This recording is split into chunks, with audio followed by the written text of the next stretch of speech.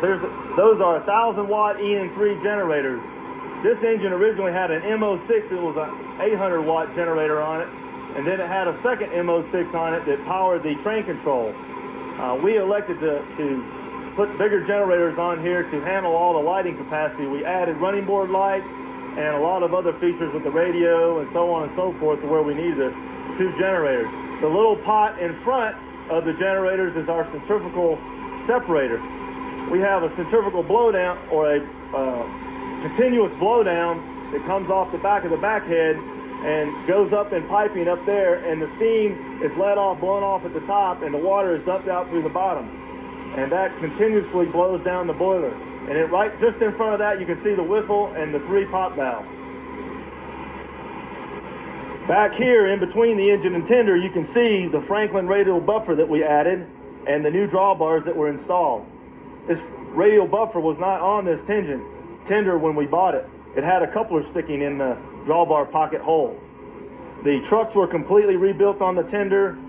The insides, the interior were completely sandblasted and then painted with a water sealant paint, and a welded oil bunker was welded in. We also installed a new coupler on the rear and all new piping, steam piping for the steam heat, and all the air piping is all new. We built boxes here between the trucks underneath to hold our water pumps and our grease guns on the other side. And there's where the stoker is right here. You can see this was the old stoker trough here for coal burning tender. We took the stoker out and built an oil box here. It holds all our hoses, oil, has a light inside, and it's pretty handy for the maintenance of the engine. With the rebuild, we elected to put a new tender behind the engine. The reason why was the old tender was rotted out completely. It would not hold water. The other reason is it only held 10,000 gallons of water. 10,000 gallons is what we use now, running the engine with about a 7 to 9 car train.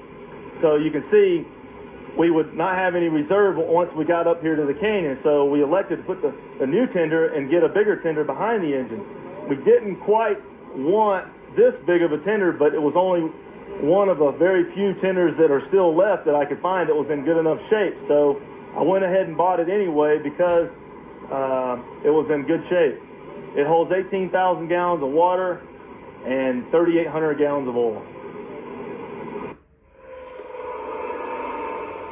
We're at the shops back in May of 1996 as Fransen's crew starts a fire in 4960 for the first time. A pair of traditional Oshkosh Bagosh Railroaders coveralls were used to light the fire. This will be the first fire in 4960 since her excursion season on the Bristol and Northwestern in 1981.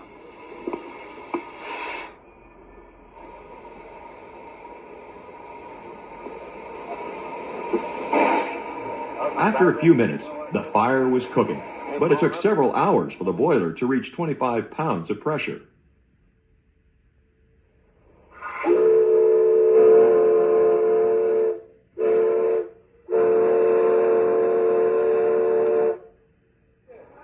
That was the first time 4960's whistle was blown since its rebuild. It sounded sluggish because of the low pressure. Work continued on the engine, and as the pressure built up, at 200 pounds, the pops lifted.